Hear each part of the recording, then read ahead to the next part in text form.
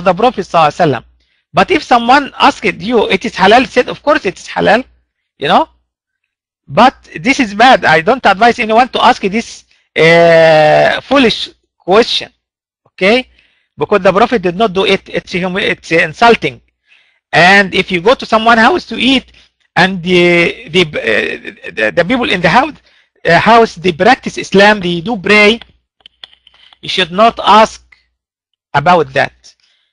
Because the Prophet did not ask, and he told us, don't ask even. You should not ask the meat of the people of the book, if what they said when they slaughter. Islam is easy. If you don't know, you eat and say the name of Allah. This is what the Prophet told excuse me, told Aisha radiallahu anha. Wallahu a'lam.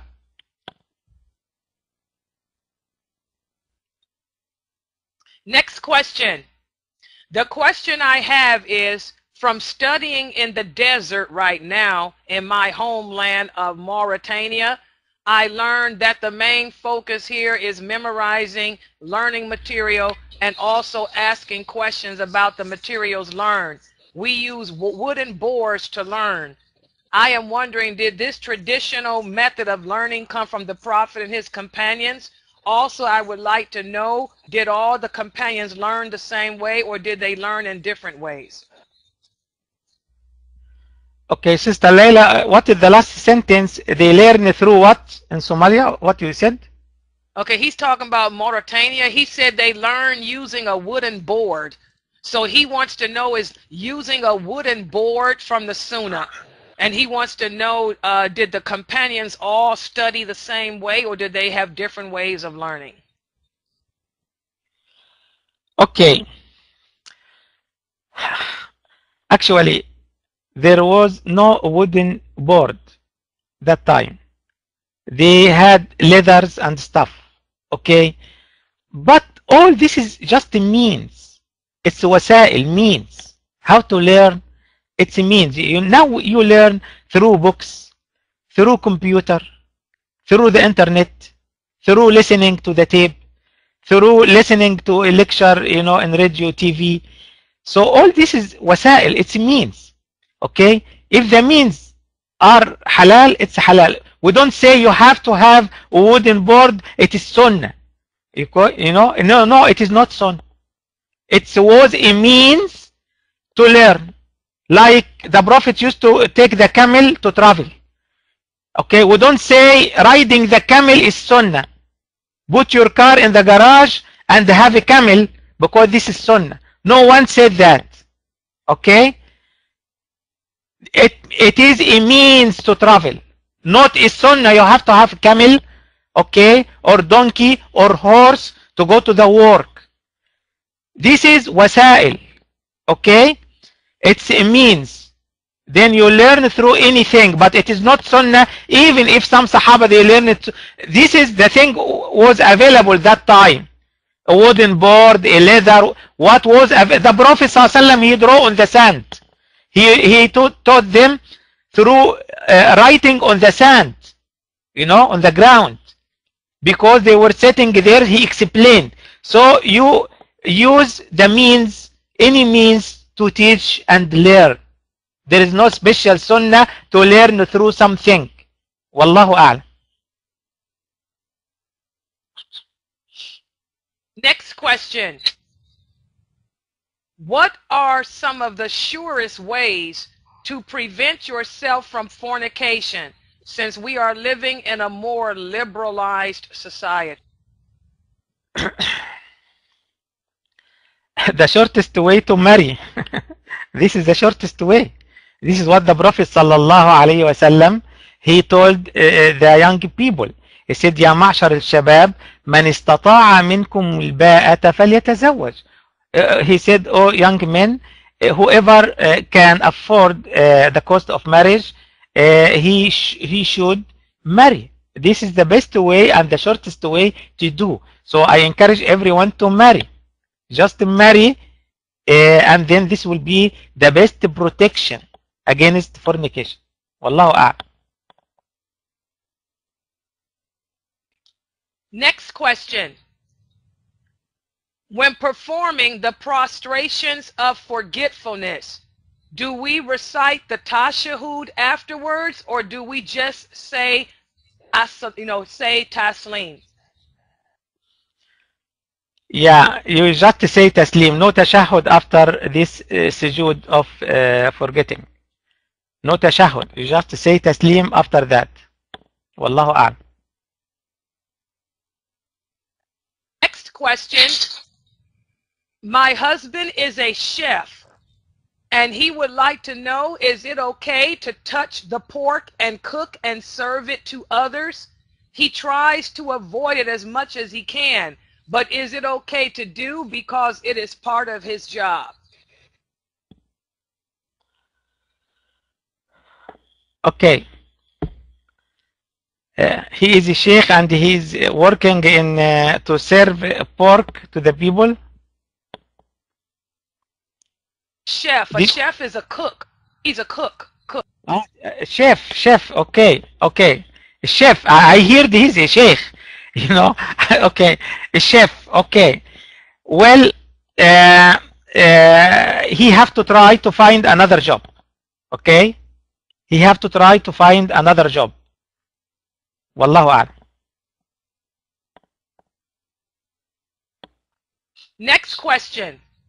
Can we recite Surah Al-Mulk after praying Isha, or is it better to do it while going to bed? To recite what, Sister Layla?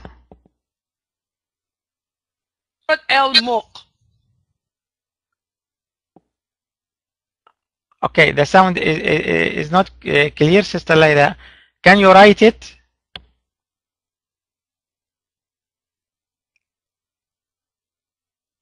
Surah Al-Mulk. Okay. Surah Al-Mulk. Okay,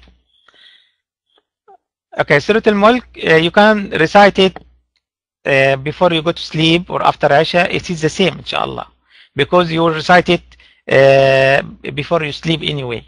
So after Isha or just before sleep, it is the same thing. Wallahu a'lam.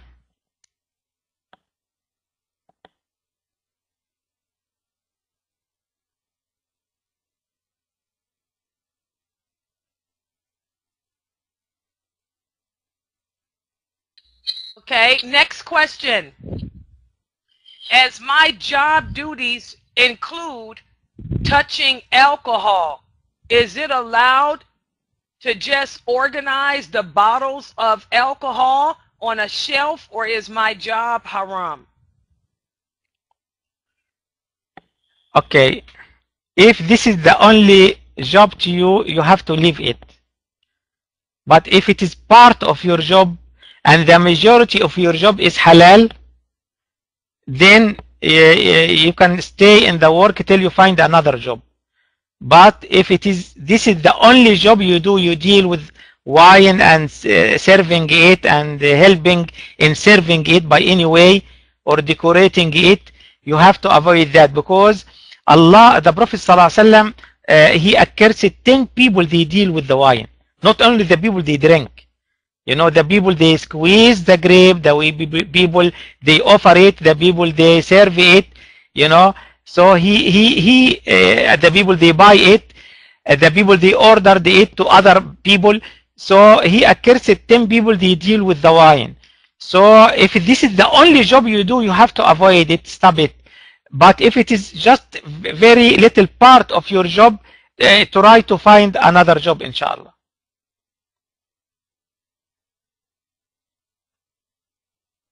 Okay, next question. Is it lawful to take photographs and store them in a photo album? Yeah, my belief that nothing wrong with that. Nothing wrong with that. Unless the picture itself is haram. Like if you take a picture of someone, he is, you know, in a forbidden way, like, you know, naked, whatever. But to have photos and the camera and put it in album and keep it, nothing wrong with that, because you are not wrong by your hand. Okay, it's just you fixing the camera, fixing the picture which Allah has created. You are not doing anything. Okay, The forbidden is to draw by your hand. Okay, we should not extend the haram. Okay, the haram, Allah said, وَقَدْ فَصَّلَ لَكُمْ مَا حُرِّمَ عَلَيْكُمْ. And this is important thing, brother and sister. Allah said in details what is haram. Okay, so what He did not mention is halal. Okay, because the haram, it came in details, not like the halal. Because the haram is little, and the haram is the most things are halal. So the Islam came to tell you what is haram. Allah said in another surah, وَقَدْ فَصَّلَ لَكُمْ مَا حُرِّمَ عَلَيْكُمْ. Allah said in details what is prohibited. Okay, so He did not say the camera is haram. Okay, when you see the picture in the mirror, it's just like the camera. Prophet sallallahu alaihi wasallam, he used the mirror to see his face, and there is dua when you see yourself in the mirror. You say, Allahumma hassin khulqi kama hassanta khalqi. Oh Allah, improve my akhlaq, my manners, like you made me look good. So the mirror is just like the camera. The camera is just like a lenses or whatever to fix the picture on a film. We do not draw anything. Okay, so we don't have to extend the haram, make it wide, you know, and there is no dalil on that. Wallahu a'lam.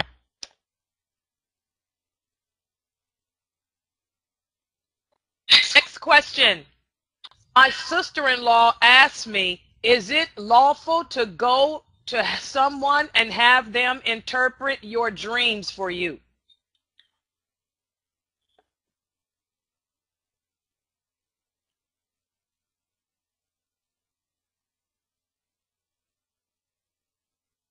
Well, if someone knows about the dreams from Al-Quran and the Sunnah, nothing wrong to go to him, or you invite him or her to come to interpret the dreams.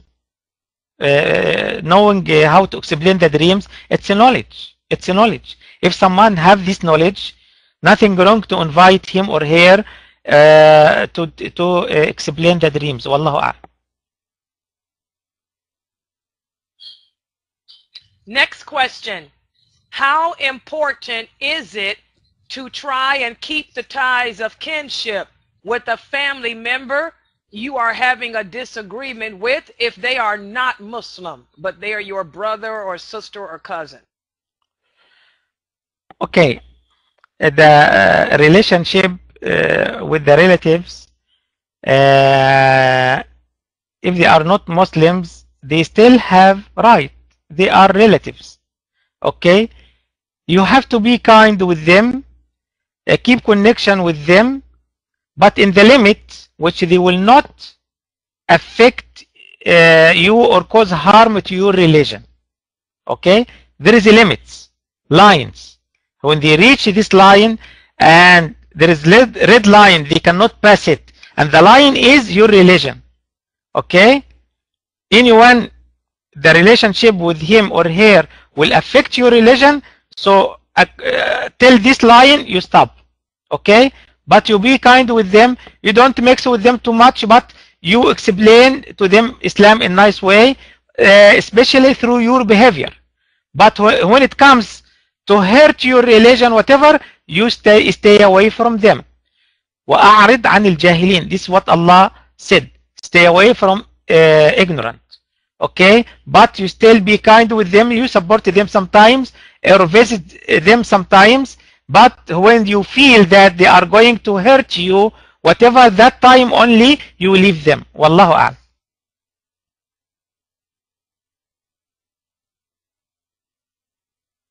Next question.